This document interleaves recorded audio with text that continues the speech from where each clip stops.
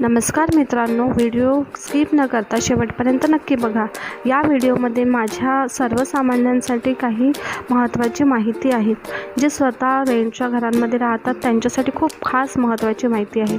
झालं असं की आज आम्हाला जायचं होतं आमच्या फ्लॅटवरती, पण कार्पेंटरला घेऊन जायचं होतं। आम्हाला थोडं फर्निचरचं काम करायचं होतं म्हणून, पण कार्पेंटर काही आले नाही, त्यामुळे आम्ही कॅन्सलच केलं होतं। पण प्रशूरने जिद्द केली की मम्मी जाऊ म्हणून मग आम्ही निघालोत।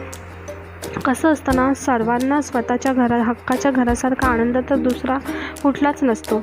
आपण किरायाच्या घरामध्ये कितीही वर्ष काढले तरी ते कधीच स्वतःचं होत नसतं। म्हणून वेळ असल्यास आत्ताच जमेल तशी काटकसर करून छोटासा प्लॉट किंवा एखादा कमी बजेटचा फ्लॅट किंवा एखादं छोटंसं घर तरी घ्यावं। कारण की काय असतं ना, किरायाच्या घरांमध्ये कसं राहावं लागतं आणि कसं ॲडजस्टमेंट करावं लागतं हे त्यांनाच माहिती आहे, ज्यांचं स्वतः किरायाच्या घरांमध्ये राहतात।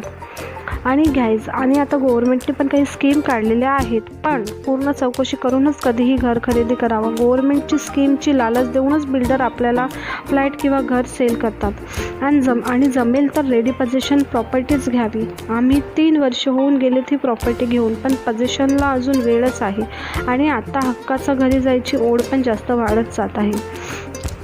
आणि तिथे आम्ही पोहोचलो तर ही बघा, ही प्रशू कशी तिथे खेळायला गेली। हिचं मेन काम तिथे तेच असतं, जायचं। मग मला फ्लॅट बघायचं होतं कुठपर्यंत काम झालं बा म्हणून मग कीज घ्यायला गेले। मी कीज घेऊन आली। हा डोअर काही ओपन होतच नव्हता। हे बघा, स्वतःच्या घर ओपन करायचं पण एक वेगळाच आनंद असतो हा। मग तो डोअर ओपन होत नव्हता, म्हटलं आता कोणाला बोलवू, तर मग आपोआपच तो ओपन झाला आणि मग मी आतमध्ये गेली। तर बघा, असं आहे, छोटंसं आहे। म्हणूनच म्हणते की स्वतःच्या घरासारखा आनंद कुठेच नसतो। छोटंसं का असेना, पण स्वतःचं ते स्वतःचंच असावं। ना वडिलांचं ना सासू सासऱ्यांचं, स्वतःचं म्हणजे स्वतःचं। आणि हे छोटंसं आहे, बघून घ्या तुम्ही। आणि माझी सर्वांना विनंती आहे की थोडीशी काटकसर करावी। आणि जर तुम्हाला माझ्या फायनान्स बजेटबद्दल माहिती हवी असेल तर फॉलो करा, सबस्क्राईब करा। थँक्यू। आणि स्वतःच्या मुलांच्या भविष्यासाठी तरी नक्कीच हा विचार करा आणि व्हिडिओ आवडल्यास शेअर करा।